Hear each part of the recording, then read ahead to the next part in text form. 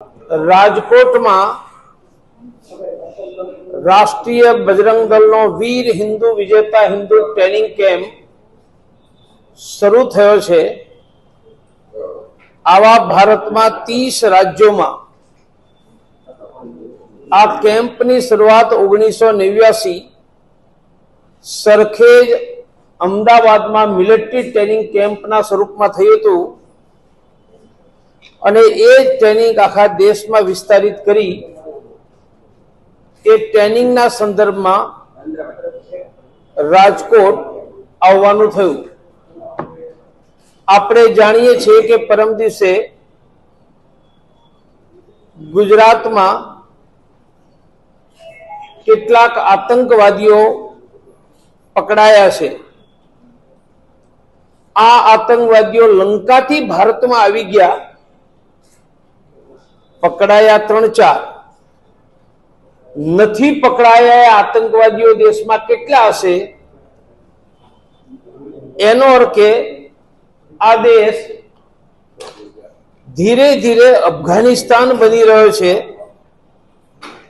અને આતંકવાદીઓ ભારતમાં પ્રવેશવામાં સફળ થયા છે। આંતરરાષ્ટ્રીય હિન્દુ પરિષદ, રાષ્ટ્રીય બજરંગ દળ ભારતના દરેક ગામડે અને શહેરોમાં દર અઠવાડિયે લોકોને એકઠા કરીને હનુમાન ચાલીસાના પાઠ, અત્યાર સુધીમાં એવા 13,000 હનુમાન ચાલીસા કેન્દ્ર ચાલી રહ્યા છે। અમે જાન્યુઆરીમાં પ્રયાગમાં 12 વર્ષનો પૂર્ણ કુંભ લાગી રહ્યો છે, ત્યાં સુધીમાં 1 લાખ દર અઠવાડિયાના હનુમાન ચાલીસા કેન્દ્ર, અને આ હનુમાન ચાલીસા કેન્દ્ર દ્વારા એ ગામ ને શહેરની લોકેલિટીના હિન્દુઓની સુરક્ષા, સમૃદ્ધિ, સન્માન, સ્વાસ્થ્ય, સેવા, આ શબ્દોનો અર્થ છે કે ગરીબોને મફતમાં અનાજ તમને ઠેલી આપી રહ્યા છે, એવી ઠેલી લોકોના ઘરમાં આપી છે। દરરોજ 1 મુઠ્ઠી અનાજ નાખો અને મહિનામાં 1 વખત એકઠું કરીને ગરીબોને આપવાનું। આ વર્ષે 1 કરોડ ઘરોમાંથી અનાજ એકઠું કરીને ગરીબોને આપવાની યોજના ચાલી રહી છે। એ જ રીતે ગરીબોને મફતમાં પ્રાઇવેટના ડોક્ટર, બ્લડ પ્રેશર, સુગરની તપાસ, આ બધું કામ હનુમાન ચાલીસા કેન્દ્ર દ્વારા ચાલી રહ્યું છે। એટલે અમારી નિયમિત પ્રવૃત્તિનું કેન્દ્ર હનુમાન ચાલીસા છે।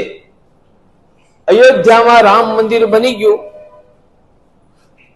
કાશી મથુરા પર ભવ્ય મંદિર બનવું જ જોઈએ, અને કાશી મથુરા જેના એજન્ડામાં નથી એ હિન્દુઓના એજન્ડામાં નહીં રહે। આ વખતની ચૂંટણીમાં લોકોનો ઉત્સાહ ઘટ્યો છે, એટલે આખા દેશમાં મતદાન ઘટ્યું છે। હું દેશના નાગરિકોને અપીલ કરીશ કે મતદાન કરો અને મતદાન કરીને સરકાર ચૂંટવામાં તમારો ફાળો આપો। આ વખતે ઓછું મતદાન એ સારી લોકશાહીની નિશાની નથી, અને સારું ન લાગે પણ એક વસ્તુ કહું, રાજકીય પક્ષો ઉપરનો વિશ્વાસ પણ લોકોનો ઓછો થયો એ ઓછા મતદાનનું કારણ છે। સામાન્ય રીતે મતદાન થાય ચૂંટણી એટલે ઉત્સવનું વાતાવરણ હોય, ઉત્સાહનું હોય, આનંદ હોય, અને રાતે તમે જાઓ તો ટોળે ટોળા હોય અને ચૂંટણીની ચર્ચા કરતા હોય। હું આખા દેશમાં 5 દિવસ આસામ ફરીને આવ્યો, કાલથી હું રાજસ્થાન જઈ રહ્યો છું, આખા દેશમાં ફરી રહ્યો છું। આવું ઉત્સવનું ને ઉત્સાહનું વાતાવરણ આ વખતે દેશમાં નથી, એ ચિંતાનું કારણ છે। રામ મંદિર બન્યું એ તો આનંદની વાત છે, પણ રામ મંદિર ક્યારેય ચૂંટણીનો મુદ્દો નહોતો, એ શ્રદ્ધાનો મુદ્દો હતો। 4 જૂને લોકો મત આપી એનો ફેંસલો આપવાના છે, એટલે ધ્રુવભાઈ થોડા દિવસ વાટ જુઓ।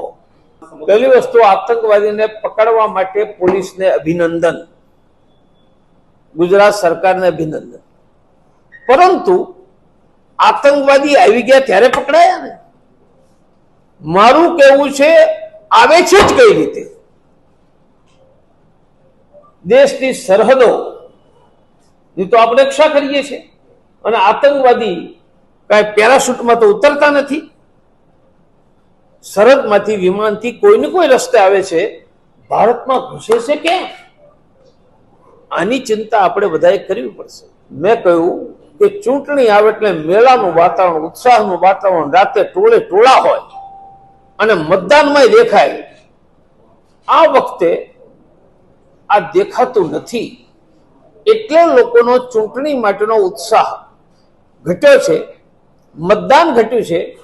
હું દેશના નાગરિકને અપીલ કરીશ કે મતદાન કરો, તો જ લોકશાહી ટકે.